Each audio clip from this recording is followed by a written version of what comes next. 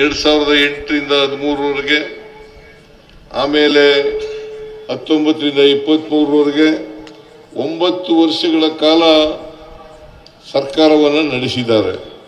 ಯಾವತ್ತೂ ಕೂಡ ಕರ್ನಾಟಕದ ಜನರು ಆಶೀರ್ವಾದ ಮಾಡಿ ಅಧಿಕಾರಕ್ಕೆ ಬಂದಿಲ್ಲ. ಕರ್ನಾಟಕದ ಜನರು ಆಶೀರ್ವಾದ ಮಾಡಿ ಅಧಿಕಾರಕ್ಕೆ ಬಂದಿಲ್ಲ. 2008ರಲ್ಲೂ ಕೂಡ 110 ಸ್ಥಾನಗಳನ್ನು ಗೆದ್ದರು. 2008ರಲ್ಲಿ ಎಷ್ಟು ಗೆದ್ದಿದ್ರು? 110 ಸ್ಥಾನಗಳು. ಸರ್ಕಾರ ಮಾಡಬೇಕಾದ್ರೆ ಕನಿಷ್ಠ ಒಂದು ಪಕ್ಷ 113 ಸ್ಥಾನಗಳನ್ನು ಗೆಲ್ಲಬೇಕು, ಅರ್ಧಕ್ಕಿಂತ ಹೆಚ್ಚು ಸ್ಥಾನಗಳನ್ನು ಗೆಲ್ಲಬೇಕು. ಅವ್ರು ಗೆದ್ದಿದ್ದು ಬರೀ 110 ಸ್ಥಾನಗಳು 2008ರಲ್ಲಿ. ಆಮೇಲೆ 2023ರಲ್ಲಿ ಅವರು ಗೆದ್ದದ್ದು 104 ಸ್ಥಾನಗಳನ್ನು ಮಾತ್ರ. 104 ಸ್ಥಾನಗಳನ್ನು ಮಾತ್ರ. 2 ಬಾರಿನೂ ಕೂಡ ಅವರಿಗೆ ಸರ್ಕಾರ ಮಾಡೋಷ್ಟು ಬಹುಮತ ಬಂದಿರಲಿಲ್ಲ. ಇದನ್ನ ತಾವು ಅರ್ಥ ಮಾಡ್ಕೋಬೇಕಾಗುತ್ತದೆ. ಈ ರಾಜ್ಯದ ಜನ ಸ್ವತಂತ್ರ ಭಾರತದಲ್ಲಿ ಯಾವತ್ತೂ ಕೂಡ ಭಾರತೀಯ ಜನತಾ ಪಕ್ಷಕ್ಕೆ ಬೆಂಬಲವನ್ನ ಕೊಟ್ಟಿಲ್ಲ. ಕರ್ನಾಟಕದ ಜನ ಅವರು ಅಧಿಕಾರಕ್ಕೆ ಬಂದದ್ದು ಹಿಂಬಾಗಲಿನಿಂದ ಅಧಿಕಾರಕ್ಕೆ ಬಂದರು. ಜೊತೆಗೆ ಆಪರೇಷನ್ ಕಮಲ ಮಾಡಿ ಅಧಿಕಾರಕ್ಕೆ ಬಂದರು. ಒಬ್ಬೊಬ್ಬ MLAಗೆ ದುಡ್ಡು ಕೊಟ್ಟು ಕೊಂಡ್ಕೊಂಡ್ರು. ಸುಮಾರು 25-30 ಕೋಟಿ ರೂಪಾಯಿಗಳನ್ನು ಕೊಟ್ಟು MLAಗಳನ್ನ ಖರೀದಿ ಮಾಡಿ ಕೊಂಡ್ಕೊಂಡ್ರು. ಇದನ್ನ ತಾವು ಅರ್ಥ ಮಾಡ್ಕೋಬೇಕಾಗ್ತದೆ. ಈ MLAಗಳನ್ನ ಕೊಂಡ್ಕೊಳ್ಳಿಕ್ಕೆ ಹಣ ಎಲ್ಲಿಂದ ಬರ್ತು ಅವ್ರಿಗೆ? ಬಿಜೆಪಿಯವರು ಬಹಳ ಸಜ್ಜನರಾಗಿ ಪ್ರಾಮಾಣಿಕರಾಗಿ ಮಾತಾಡ್ತಾರೆ. ಎಲ್ಲಿಂದ ಬರ್ತು ಹಣ? ಉಪಚುನಾವಣೆಗಳನ್ನು ಮಾಡಿದ್ರು, ರಾಜೀನಾಮೆ ಕೊಟ್ಟರು MLAಗಳೆಲ್ಲ.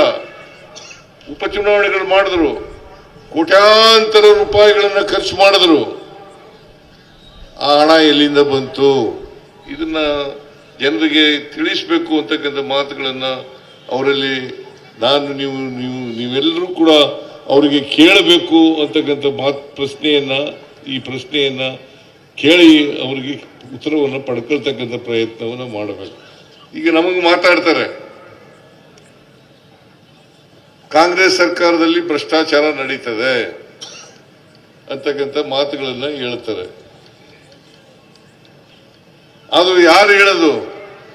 ಶ್ರೀಮಾನ್ ಯಡಿಯೂರಪ್ಪನವರು ಹೇಳ್ತಕ್ಕಂಥ ಮಾತುಗಳು.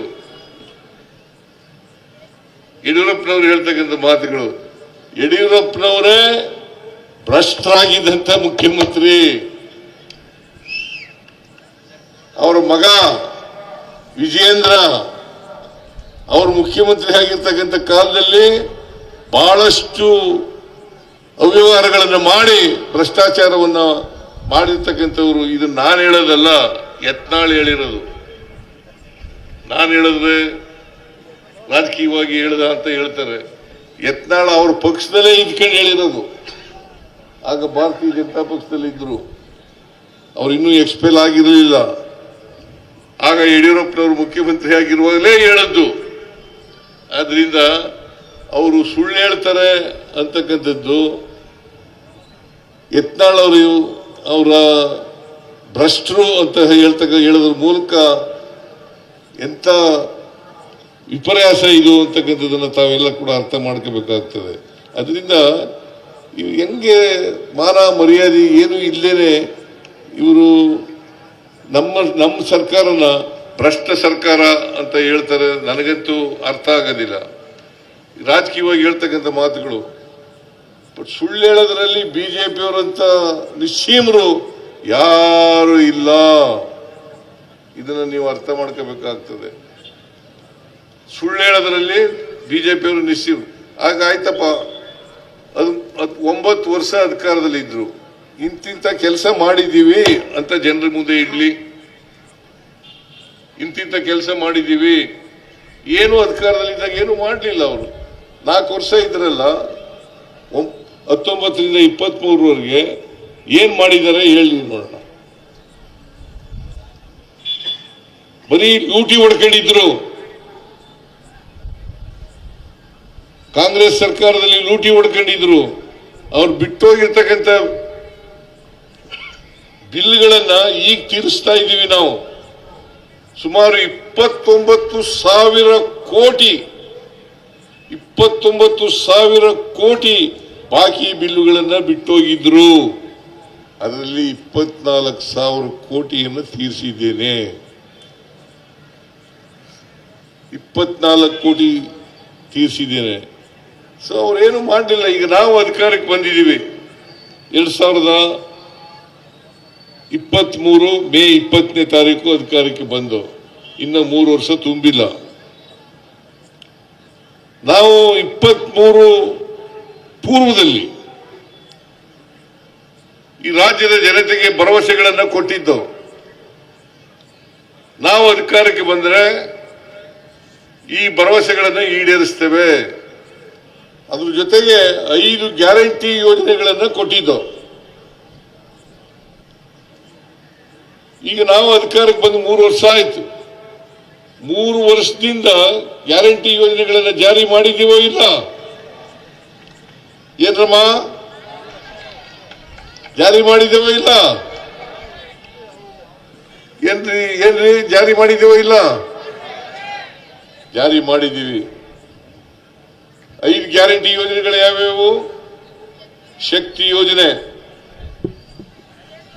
ಗೃಹಲಕ್ಷ್ಮಿ ಯೋಜನೆ, ಅನ್ನಭಾಗ್ಯ ಯೋಜನೆ, ಗೃಹ ಜ್ಯೋತಿ ಯೋಜನೆ, ಯುವ ನಿಧಿ ಯೋಜನೆ.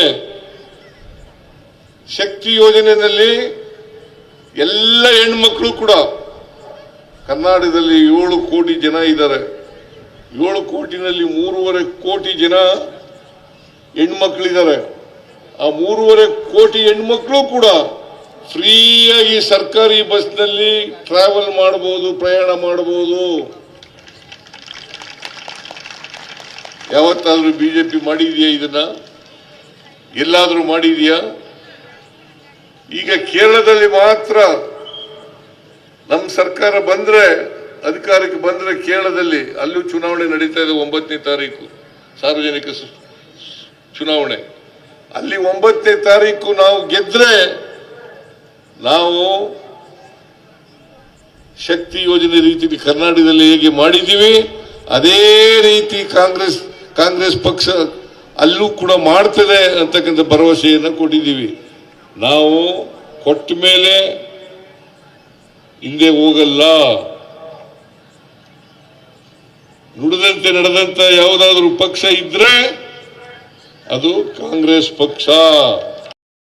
ಪಾಪ ಪುಣ್ಯದ ಮಥನವೋ, ನೀತಿ ತತ್ವದ ಕಥನವೋ, ಬಲಾಬಲಗಳ ಘೋರ ಕದನವೋ, ಪ್ರೇಮ ಕಾಮದ ಸದನವೋ, ರಾಗ ದ್ವೇಷದ ದೋಷವೋ, ಜನ್ಮ ಜನ್ಮದ ಪಾಶವೋ.